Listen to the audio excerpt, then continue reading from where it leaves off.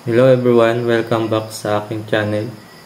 So for today's video po, ang ituturo ko sa inyo ay kung paano gumawa ng project template. So yung gagawin po muna natin is architectural template. So yun. Kung bago ka lang po dito sa aking channel, huwag mong kalimutang i-like, comment, share, and subscribe. Click mo na rin notification bell all para lagi kang updated sa mga bagong upload na video. So tara, mag-start na tayo.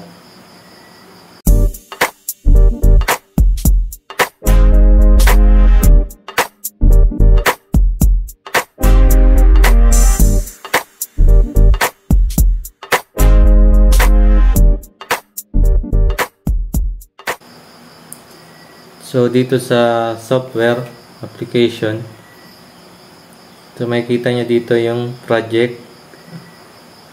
May nakalagay na open, new, construction template, architectural, structural, then mechanical. So sa paggawa ng template, pwede kang mag-new. May lalabas dito na option na architectural, yan, structural. So pwede mo itong i-pick then yung project template. Then, okay.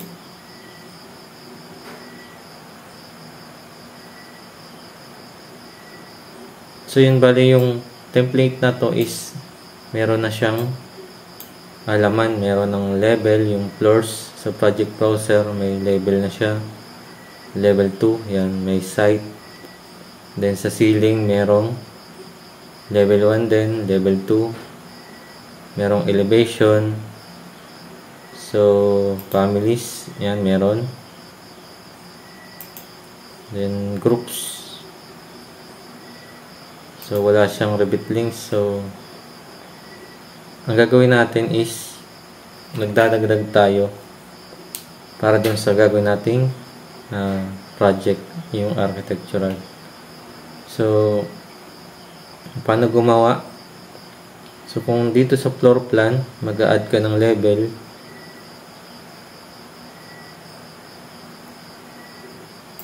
pwede mo siyang i-duplicate view. Yan. Then, duplicate with detailing. So, magkakaroon siya ng copy 1.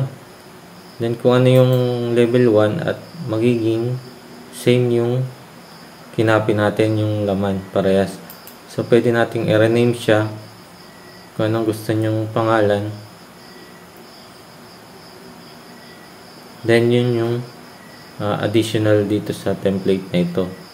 Sample natin is ilagay natin level 3 siya.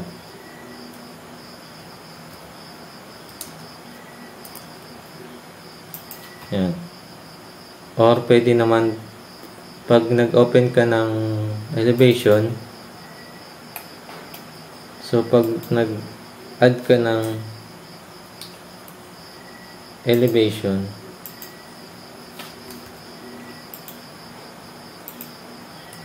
yun, automatic may lalabas na level 3.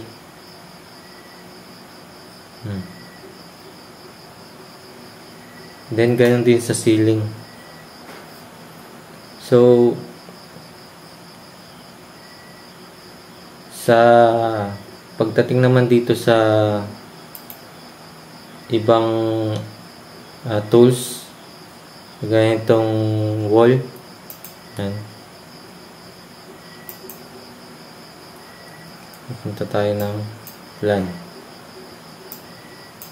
So bali yung units niya, syempre check muna natin units.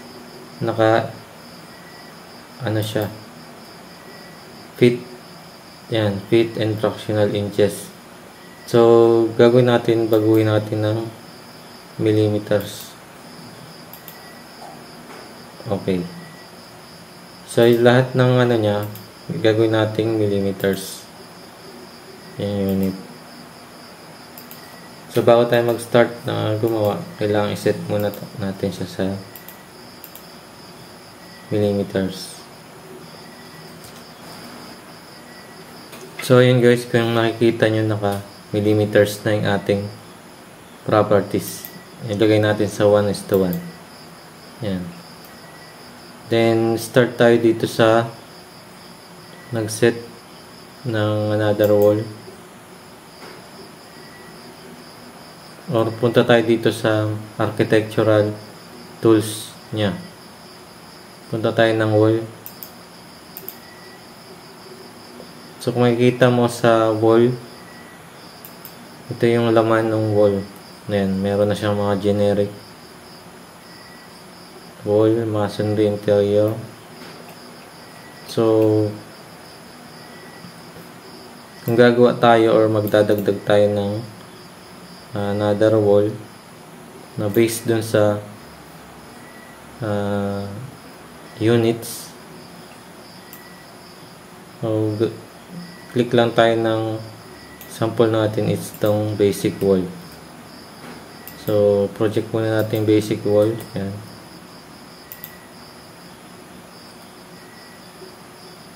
Gawa tayo ng panibago. So itong basic wall, edit type lang natin. Then pumunta tayo dito sa type ng properties. So yung itong pangalan niya, naka generic 8. Then, so pwede nating duplicate siya. Then gawin natin ang wall. Sample natin is 100 mm. Okay. Then edit natin yung size ng wall. So lalagay natin dito is 100 mm. So ito, huwag na natin pansinin ito. Okay. So bali ito na yung 100 mm na wall. So meron na siyang additional na wall. So kung mag-duplicate ulit kayo ng another size ng wall, so punta lang din dito kayo, then edit type, tapos yung duplicate, then yung bagong size ng wall.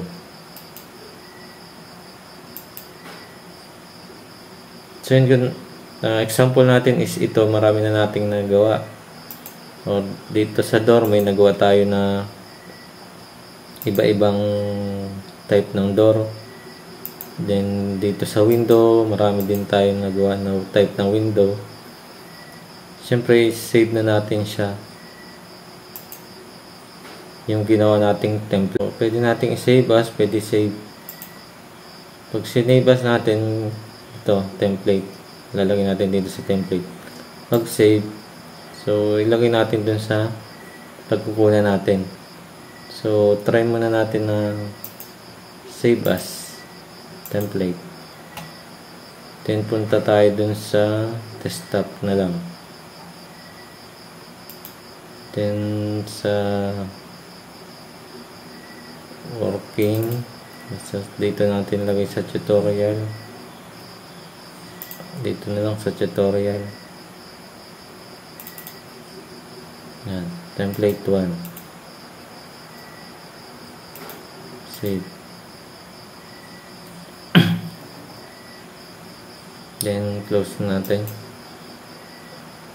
So open tayo ulit ng another window ng Revit.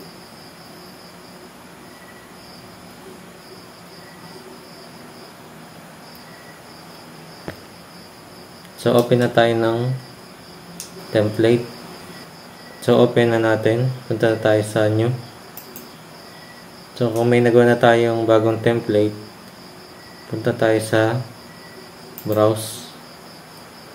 Then hanapin natin yung ginawa nating template dito sa pop tutorial. So ito yung template 1. Click natin, then open.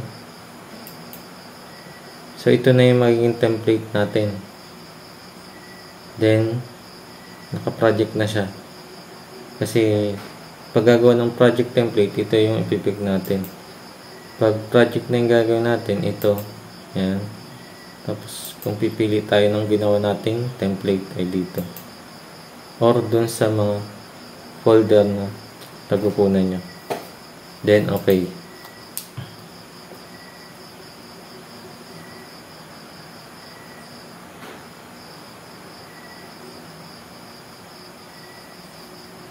So yun, ito na yung ating template na gamit ngayon, yung ginawa natin kanina. So kung makikita mo, naka 1:1 na siya. Naka may limiter yung units. Then yung wall na ginawa natin, pag nagpunta tayo ng wall, hanapin natin yung 100